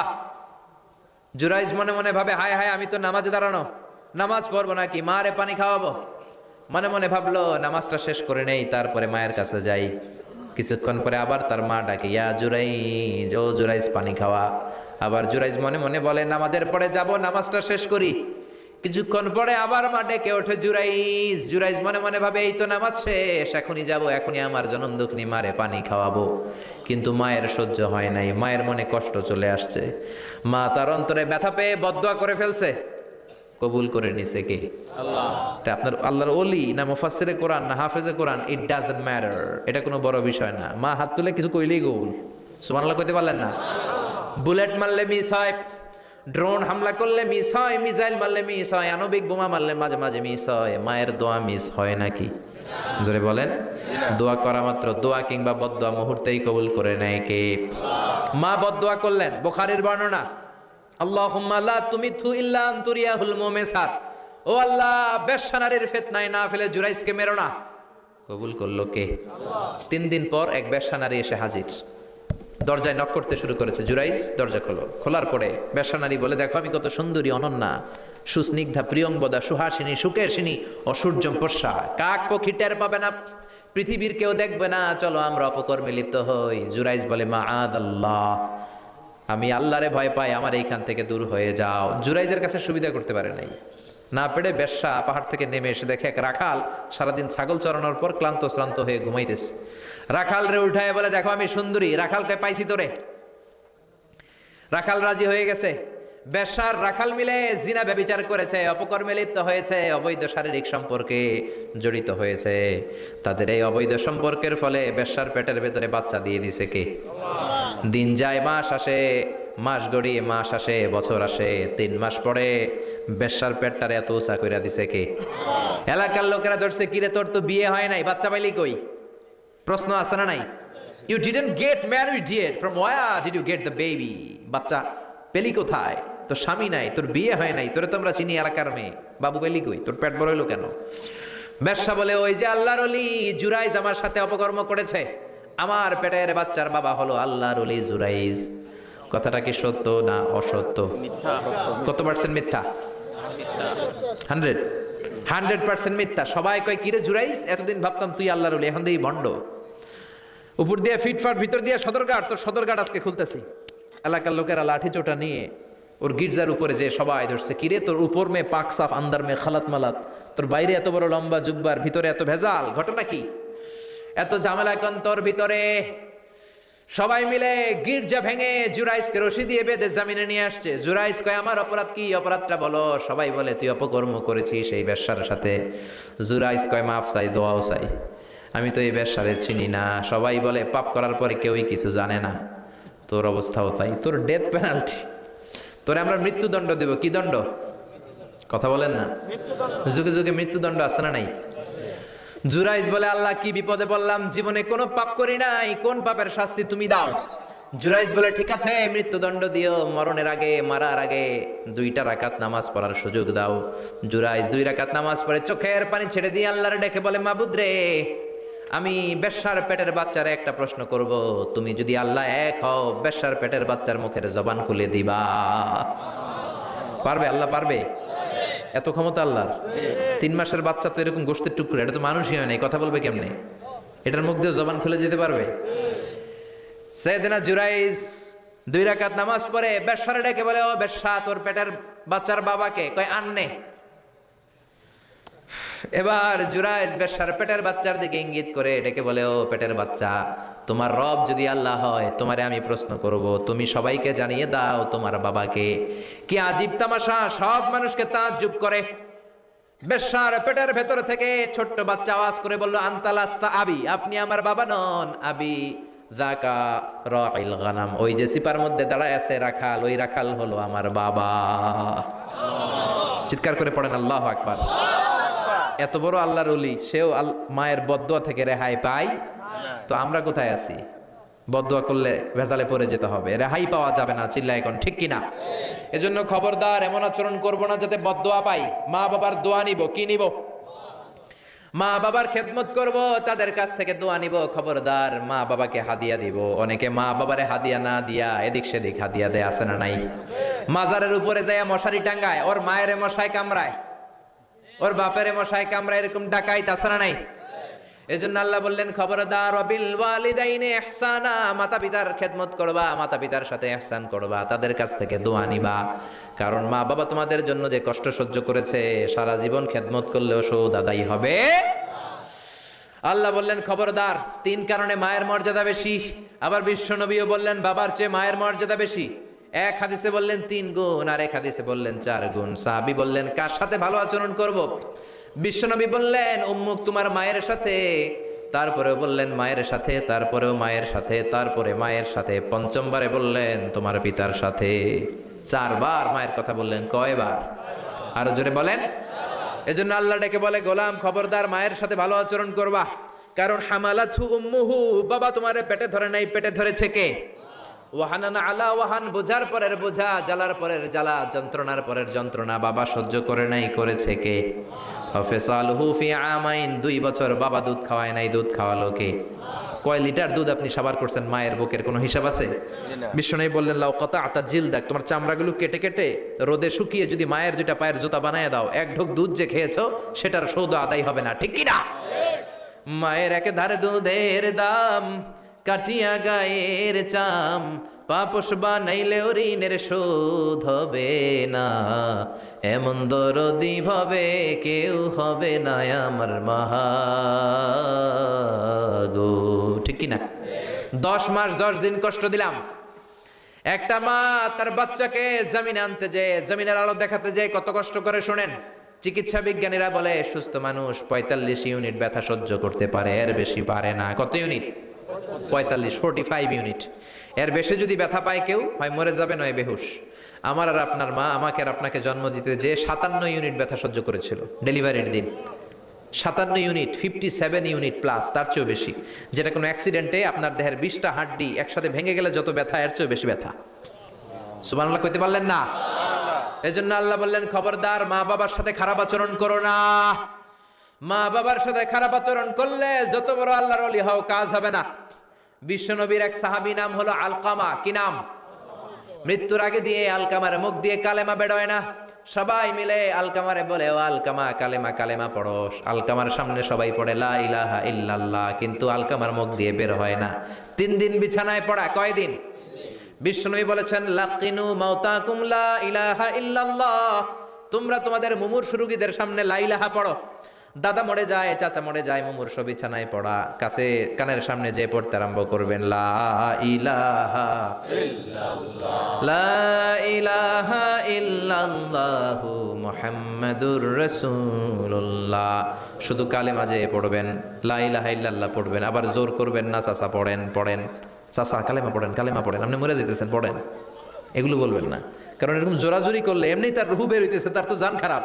সে যদি রাগের মাথায় কয় না পড়ুন না, তাহলে ঝামেলা আছে না নাই? শুধু কানের সামনে যে মোলায়েম কণ্ঠে পড়তে আরম্ভ করবেন লা ইলাহা ইল্লাল্লাহ লা ইলাহা ইল্লাল্লাহ, তাতেই সে বুঝে যাবে, ঠিক কিনা? বিশ্বনবীর সাহাবা আলকামার মুখ দিয়ে কালেমা বের হয় না। বিশ্বনবী আবারে পাঠালেন, সুহাইবকে পাঠালেন, বেলালকে পাঠালেন, দুইজন যে আলকামার কানের সামনে কালেমা পড়ে, কিন্তু কালেমা বের হয় না। বিশ্বনবী আলকামার বউরে ডেকে পাঠালেন। ও আলকামার বউ, আলকামা কেমন ছিল? আলকামার বিবি বলে খুব নামাজি ছিল নবী, জিকির করতো, তাহাজ্জুদ মিস হতো না। আলকামার বাবা মা দুইজনের কেউ বেঁচে আছে নাকি? আছে, মা আছে। আলকামার মারে ডাকো। বিশ্বনবী আলকামার মারে বললেন, ও আলকামার মা, তোমার বেটা আলকামা কেমন ছিল? আলকামার মা বলে ভালো ছিল, নামাজ পড়তো নি পড়তো, রোজা রাখতো নি রাখতো, তোমার সাথে কেমন আচরণ করতো। এই কথা জিজ্ঞেস করার পরে আলকামার মা কান্না শুরু করে দিয়েছে। ডেকে বলে, ও নবী, আমার কথা শুনতো না, বউ পাগলা ছিল, নামাজ রোজা ঠিকই ছিল, কিন্তু আমার কথার গুরুত্ব দিত না, অনেক কষ্ট দিছে আমারে, আজও আমার মনে ব্যথা। বিশ্বনবী বলল, তোমার নিজের ছেলে কি আর করবা, মাফ করে দাও। আলকামার মা বলে, না মাফ করবো না। কি বলে? ভেজাল আছে না নাই? বিশ্বনবী বললেন, লাকড়ি আনো, আগুন জ্বালাও, আলকামারে আমরা আগুনে ফেলবো। লাকড়ি আনা হলো, দাও দাও দাও দাও করে আগুন জ্বালানো হলো। সব সাহাবীরা ধরাধরি করে আলকামারে আগুনে ফেলবে। ইন দ্য মিন টাইম আলকামার মা এসে বিশ্বনবীর পা ধরে বলে, ও নবী, আমার কলিজার টুকরারে আগুনে ফেলবেন না, আমার নারছেরা ধন আলকামা 10 মাস 10 দিন আমি পেটে ধরেছি, আগুনে ফেলবেন না। বিশ্বনবী বললেন, তাহলে মাফ করছো কিনা বলো। চোখের পানি ছেড়ে দিয়ে বলে, নবী যান, আলকামার ব্যাপারে আমার মনে আর কোনো দুঃখ নাই, আমার ছেলেটা নেই, তারপরেও আপনি আগুনে ফেলবেন না, আমি আমার আলকামারে মাফ করে দিলাম।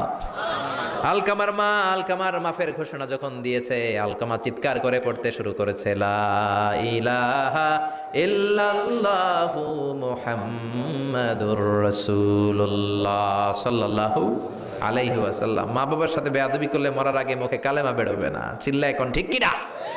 এজন্য আপনি যত বড় আল্লাহর ওলি হন, যত বড় মানুষ হন, মা বাবার সাথে খেদমতের দরকার আছে না নাই? সাইয়েদনা ইব্রাহিম ওনার ছেলে ইসমাইলরে দেখতে গেলেন, অনেক দিন পরে দেখতে গেলেন। ওই দিন বাড়িতে সাইয়েদনা ইসমাইল বাড়িতে নাই, বনে গিয়েছে শিকার করার জন্য।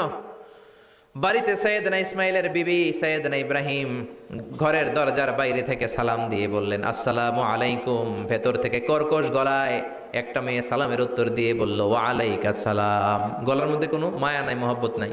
জিজ্ঞেস করলো সাইয়েদনা ইব্রাহিম, মা কেমন আছো? কাইফা হালুকি ইয়া উম্মি। মেয়েটা কয়, বেশি সুবিধার না, তোমাদের খাওয়া দাওয়া কেমন চলে? ভালো না। তোমার জামাই কই? বনে গেছে। এবার মেয়েটা বলতেছে, আমনে কেডা? সাইয়েদনা ইব্রাহিম বলে, আমি কে চিনবা না? ইদা জা যাওজুকা মিনাল গাবা, স্বামী যখন বন থেকে ফিরবে, ফাকরাই আলাইহিস সালাম, তোমার স্বামীর একটা সালাম দিবা। ওয়া মুরিহি আন ইয়াগাইরা আতাবাতা বাবিহি, আর বলবা ঘরের দরজার চৌকাটটা যেন তোমার স্বামী পাল্টে দেয়। এই কথা বলে বুখারীর বর্ণনা। কিসের হাদিস? বুখারীর হাদিস। ইব্রাহিম চলে গেলেন। ইসমাইল আসার পরে বিবি বলতে আরম্ভ করছে, দুপুরবেলা একটা বুড়া আইছিল। বুড়া কে আইছিল? সাইয়েদনা ইসমাইল বলে, কোন বুড়া আসছে? কি বলছে? বিবি বলে, আপনারে সালাম বলছে। ওয়ালাইকুমুস সালাম। আর কি বলেছে? আর বলছে ঘরের দরজার চৌকাট যেন আপনি পাল্টে ফেলেন। এই কথা বলার পরে সাইয়েদনা ইসমাইল চিৎকার দিয়ে বলে, ও কি করলি তুই? নিজের কপাল পুড়লি, নিজের কপালে নিজে কুড়াল মারলি। অমিয়া, চোর বোঝে চোরের সিগনাল, পুলিশ বোঝে পুলিশের সিগনাল, নবী বোঝে নবীর সিগনাল, ঠিক কিনা? সাইয়েদনা ইব্রাহিম যা বলছে ইসমাইল আলাইহিস সালাম ধরে ফেলছে। ডেকে বললে, এটা বুড়া না, এটা তোর শ্বশুর, এইটা আমার বাবা ইব্রাহিম খলিল। আমার বাবা যা বলেছে, সিগন্যালটা তো গ্রিন সিগন্যাল না, এটা তো রেড সিগন্যাল, এটা তো বিপদ সংকেত। আমার বাবা যা বলেছে এর মানে হলো তোরে যেন আমি তালাক দেই।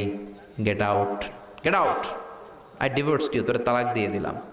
বাবার খুশির জন্য তালাক দিয়ে দিস।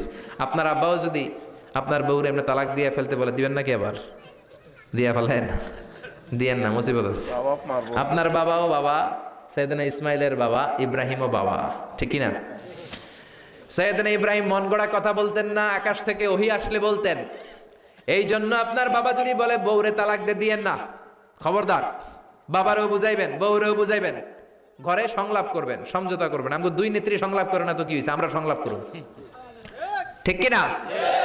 ঘরে ঘরে আমরা সংলাপ শুরু করব, মিলাই দিবেন, হ্যাঁ, বুঝাই দিবেন, বাবারও বুঝাবেন, বউরেও বুঝাবেন।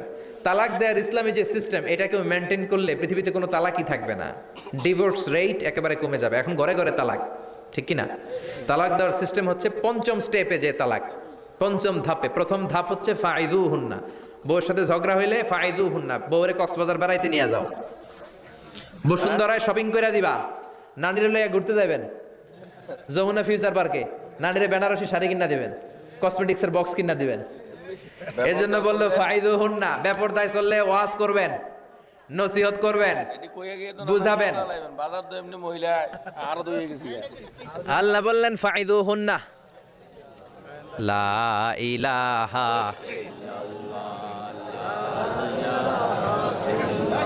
এই উঠেন না, লা ইলাহা, অনেক রাত হয়ে যায়, জেনারেটর দিবে নাকি? হ্যাঁ হ্যাঁ, জেনারেটর দেয় না কেন? আপনার নাম লা ইলাহা ইল্লাল্লাহু মুহাম্মাদুর রাসূলুল্লাহ সাল্লাল্লাহু আলাইহি ওয়াসাল্লাম। শেষের দিকে উত্তর দিব। এই জন্য বউয়ের সাথে যদি ঝগড়া হয় তালাক না, ইসলাম প্রথমে বলছে ফাইদুহুন্না, ওয়াজ করেন, বুঝান, ঘুরতে নিয়ে যান, শাড়ি কিনে দেন। এতেও যদি লাভ না হয় ওয়াহজুরুহুন্না ফিল মাদাজি, বিছানা আলাদা করেন, বউ থাকবে এক ঘরে, আপনি থাকবেন আরেক ঘরে। হয়তো এই বিচ্ছেদের কারণে ভুল বুঝাবুঝি ভেঙে যাবে, স্ত্রী ফিরে আসবে, ঠিক কিনা? এতেও কাজ হয় না। তারপরে আল্লাহ বললেন ওয়াদ্রিবুহুন্না, এবার একটু শাসন করেন। ঘুরতে নিলেন, কাজ হয় না, শাড়ি কিনা দিলেন, কাজ হয় না, রোম আলাদা করলেন, এরপরও কাজ হয় না, এরপর ওয়াদ্রিবুহুন্না, শাসন করেন। অনেকে এটার অর্থ করে বউরে পিটাও না, পিটানো না। বিশ্বনবী কোনোদিন বউয়ের গায়ে হাত দেয় নাই, ঠিক কিনা? এই অদ্রিবুহুন্নার শাব্দিক অর্থ হলো পিটাও, কিন্তু পারিভাষিক অর্থ হলো স্ত্রীকে একটু শাসন করো। মুফাসসিররা এই আয়াতের তাফসীর করতে যে হয়রান হয়ে গেছে। অনেকে বলছে ছোট্ট কাঠি দিয়ে পিটাও, আর বলে এই কথা শোনো না কেন, দুইটা বাচ্চা হয়ে গেছে, তিনটা সন্তান হয়েছে, এখন সংসার ভাঙতে চাও কেন? অনেক মুফাসসির বলে মেসওয়াক দিয়ে বাড়ি মারো আস্তে আস্তে। অনেক মুফাসসির কয় কোল বালিশ দিয়ে পিটাও, যাতে হাত পা না ভাঙে, ঠিক কিনা? ওয়াদ্রিবুহুন্না, শাসন করো। শাসনেও যখন কাজ হয় না, তারপরে আল্লাহ বললেন ফাবাআসু হাকামাম মিন আহলিহি হাকামাম মিন আহলিহা, উভয় পক্ষের মুরব্বীরা বসবে, মিলায় দেওয়ার চেষ্টা করবে। এতও কাজ হয় না, চারটা স্টেপ শেষ, পঞ্চম স্টেপে তালাক। তাও রাগের ছোট যে আমরা বলে দিই 3 তালাক, 22 তালাক, এভাবে না। তালাক দুই ধরনের, তালাক সুন্নি, তালাক আল বেদঈ। একটা সুন্নতি তালাক আর একটা বেদাতি তালাক। বেদাতি তালাক দেয়া যাবে না, সুন্নতি তালাক দিবেন। মানে প্রতি মাসে একটা, আপনার বউয়ের যখন মাসিক হয় না, যখন পিরিয়ড হয় না, আপনার বউ যখন সুস্থ আছে, ক্লিন আছে, তখন এক তালাক। 1 মাসের মধ্যে ফিরে আনার সুযোগ আছে না নাই? 1 মাস পরে দিবেন দ্বিতীয় তালাক, দ্বিতীয় মাসেও ফিরে আনার সুযোগ আছে না নাই? ঘরে রাখবেন, হয়তো বিবিরে দেখে আপনার মনে ভালোবাসা জমবে, বিবির মন নরম হয়ে যাবে, বিবিকে ফিরে আনা যাবে। তৃতীয় মাসে 3 তালাক যখন দিবেন, আর ফিরে আনার সুযোগ নাই। এটাকে বলে আত-তালাক আল বাইন আল বাইনুনা, এরপরে আর ফিরে আনার সুযোগ নাই। এই প্রসিডিউরগুলো যদি মেনটেন করেন, তালাক হবে?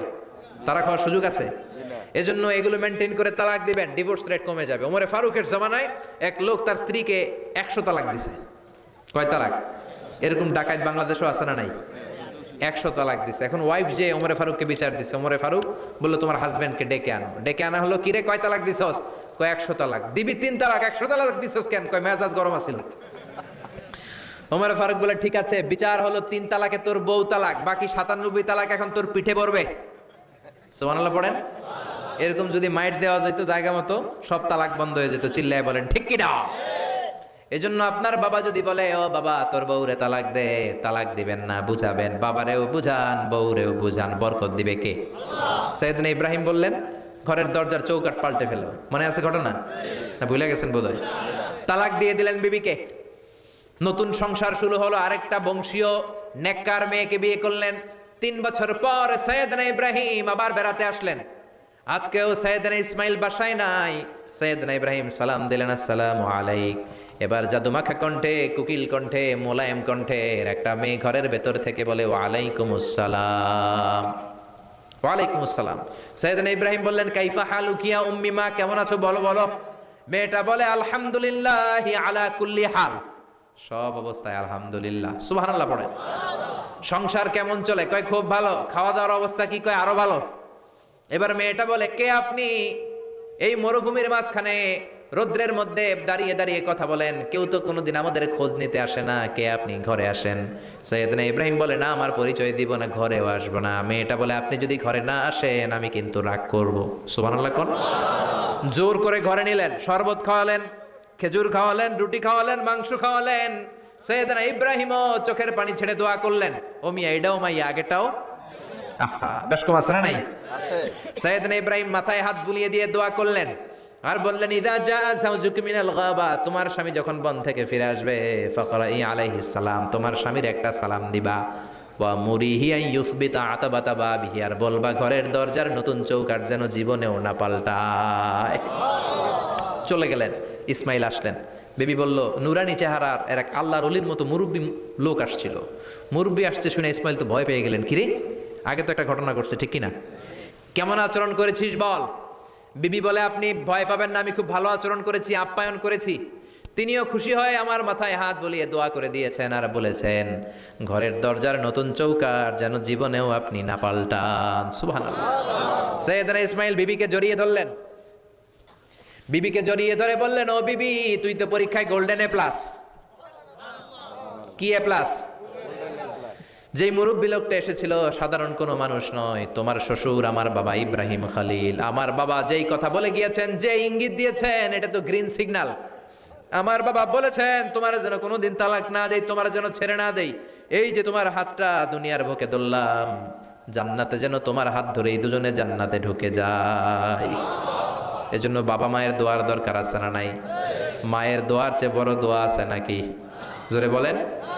সাইয়েদনা মূসা আলাইহিস সালাম আল্লাহরে বললেন, আল্লাহ মাইয়াকুনু জালিসি ইয়াউমাল কিয়ামা, কিয়ামতের দিন আমার সাথী কে হবে? আল্লাহ বললেন, সাহিবুকা ফিল জান্নাতি জাজ্জার, কিয়ামতের দিন তোমার সাথী হবে একজন কসাই। কে হবে? জোরে বলেন না। সাইয়েদনা মূসা আলাইহিস সালাম একটু ফেড়া হলেন, কিরে কসাই কেন আমার সাথী হবে? আমি নবী মানুষ, নবী হবে আমার সাথী, আল্লাহর ওলিরা হবে আমার সাথী, কেন কসাই হবে আমার সাথী? রব্বুল আলামিন বললেন, মুসা যাও নিজেই যে দেখে আসো কেন কসাই হবে তোমার সাথী। সাইয়েদনা মুসা আলাইহিস সালাম কসাইয়ের দোকানে গেলেন।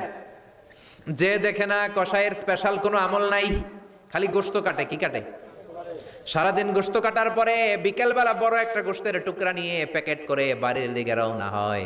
সাইয়েদনা মুসা আলাইহিস সালাম তিনিও কসাইয়ের পেছনে পেছনে ছদ্মবেশে রওনা হয়ে যায়। কসাই বাড়িতে ঢুকার পরে সাইয়েদনা মুসা আলাইহিস সালাম দরজায় নক করতে লাগলেন। কসাই দরজা খুলে দিতে লাগলো।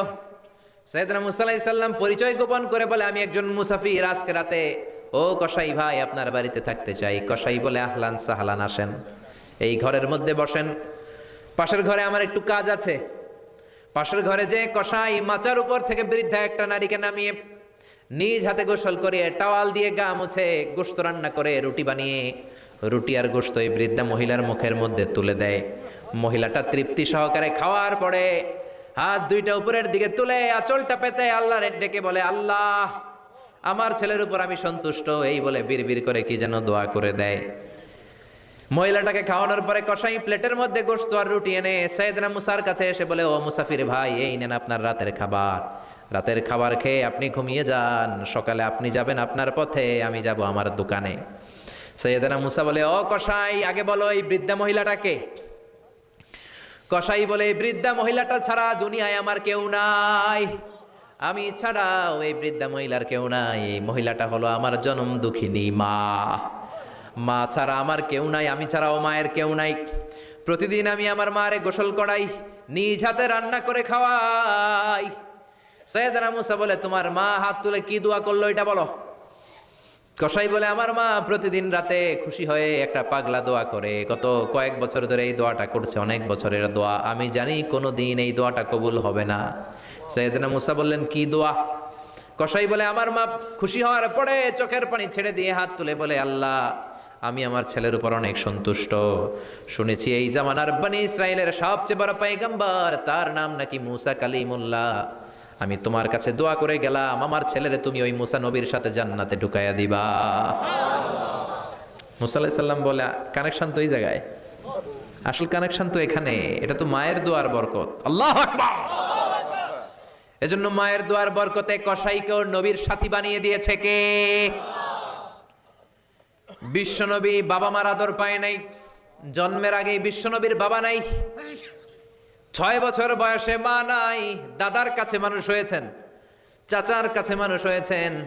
বিশ্বনবী হুদাইবিয়ার উমরা যেদিন করতে যাবেন 1400 সাহাবীকে নিয়ে বিশ্বনবী উমরা করার জন্য রওনা হলেন। পথিমধ্যে আবওয়া নামক জায়গার মধ্যে বিশ্বনবীর মায়ের কবর। বিশ্বনবীর মায়ের নাম কি?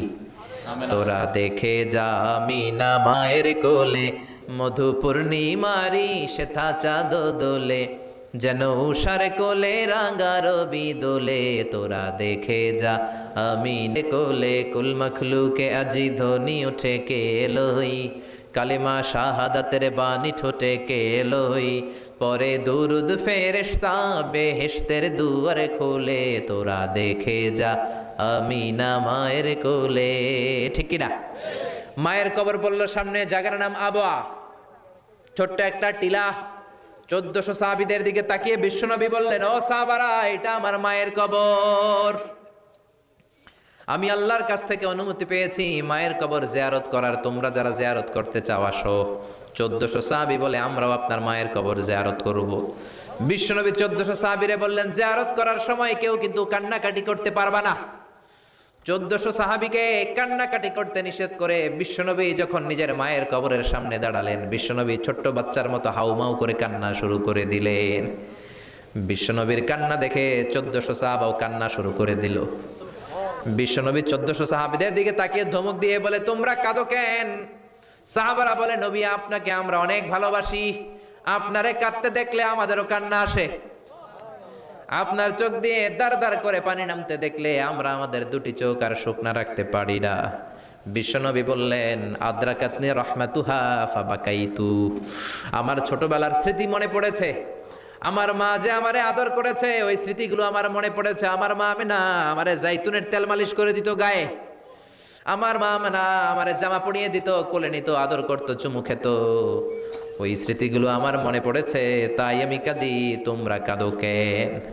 বিশ্বনবী মায়ের আদর পায় নাই, কিন্তু মায়ের কবরের সামনে দাঁড়িয়ে ছোট্ট বাচ্চার মতো কেঁদেছে। এজন্য মায়ের দোয়ার দরকার আছে না নাই? বিশ্বনবী কানা ইউকাসিমুল আহমান ফিল জিআররানা, জিআররানা নামক জায়গার মধ্যে বিশ্বনবী কুরবানির গোশত বিতরণ করছেন। কিসের গোশত? বাংলাদেশে কুরবানির গোশত বিতরণ হয় কি হয় না? জোরে বলেন। বিশাল লম্বা লাইন। বিশ্বনবী লাইনের মধ্যখান থেকে বৃদ্ধা একটা নারীকে আলাদা করে নিয়ে আসলেন। বিশ্বনবী নিজের গায়ের চাদরটা বিছিয়ে দিলেন, মহিলাটারে বসালেন, বড় একটা গোশতের টুকরা দিলেন, প্যাকেট দিলেন। বৃদ্ধা মহিলাটাও বিশ্বনবীর মাথার মধ্যে হাত বুলিয়ে দিয়ে দোয়া করে গেল। সাহাবীরা বললেন, ইয়া রাসূলুল্লাহ, ইয়া হাবিবাল্লাহ, হাজার হাজার মানুষ, কাউকে তো লাইন থেকে আলাদা করলেন না, কে এই বৃদ্ধা মহিলা? কেন এই মহিলারে নিজের চাদরের উপরে বসতে দিলেন? বিশ্বনবী বললেন, জন্মের আগে আমি বাবা হারালাম, 6 বছর বয়সে মাকে হারিয়েছি, মায়ের বুকের দুধ আমি খেতে পারি নাই। যেই মহিলাটারে আমার চাদরের উপরে বসতে দিলাম, এই মহিলাটা হলো আমার দুধ মা হালিমা, বনু সাদ গোত্রের হালিমা। এই হালিমার বুকের দুধ খেয়ে আজকে আমি তরতাজা নবী মুহাম্মদ। চিল্লায় কোন আল্লাহু আকবার। এজন্য মা বাবার দোয়ার দরকার আছে না নাই? কখনো মা বাবার সাথে বেয়াদবি করা যাবে না, গরম আওয়াজে কথা বলা যাবে না, উচ্চবাচ্য করা যাবে না, কোমল আচরণ করতে হবে, মা বাবার দোয়া নিতে হবে। কোনো কারণে মা বাবার সাথে যদি ঝগড়া হয়, বাক বিতণ্ডা হয়, আজকের মাহফিলের পরে মা বাবার পা ধরে আমরা ক্ষমা চাবো। রাজি আছেন? সবাই রাজি আছেন? কেউ যদি মা বাবার পা ধরে ক্ষমা চায়, মা বাবা কি ক্ষমা না করে পারে? আর আম্মা আব্বার পায়ে ধরে চোখের পানি ছাড়তে কি কোনো লজ্জা আছে? জোরে বলেন, আছে? আজকে আমরা ক্ষমা চাইবো, আজকে আমরা দোয়া নিব। মা বাবার দোয়া সবচেয়ে বড় দোয়া। মায়ের দোয়া থাকলে ওই ব্যক্তি কখনো ব্যর্থ হয় না। মায়ের দোয়া, আল্লাহর রহমত, এই দুইটা জিনিস যদি কারো জীবনে থাকে, সফলতা তার হাতে ধরা দিবে। ঠিক কি না? এজন্য আল্লাহ বললেন, আমার স্পেশাল ফয়সালা দুইটা। কয়টা? ওয়াকাদা রাব্বুকা আল্লা তা'বুদু ইল্লা ইয়্যা ওয়া বিল ওয়ালিদাইনি ইহসানা। প্রথম ফয়সালা ইবাদত হবে একজনের, তিনি কে? আল্লাহ। আল্লাহ ছাড়া অন্য কারো জিকির করা যাবে? আল্লাহ ছাড়া অন্য কারো কাছে চাওয়া যাবে? আল্লাহ ছাড়া কোনো মাজারে যে সেজদা দেওয়া যাবে? দ্বিতীয় ফায়সালা হলো মাতা পিতার খেদমত করতে হবে। আমরা যতটুকু পারি মা বাবার জন্য অর্থ ব্যয় করব, তাদের খেদমত করব, তাদের কাছ থেকে দোয়া নিব। আমাদের জীবনকে উজালা করে দিবে কে? আরো জোরে বলেন কে? আল্লাহ তাআলা আমাদের সবাইকে কথাগুলো বোঝার ও আমল করার তৌফিক দান করুক। আমরা পড়ি আমিন। আরো জোরে পড়ি আমিন।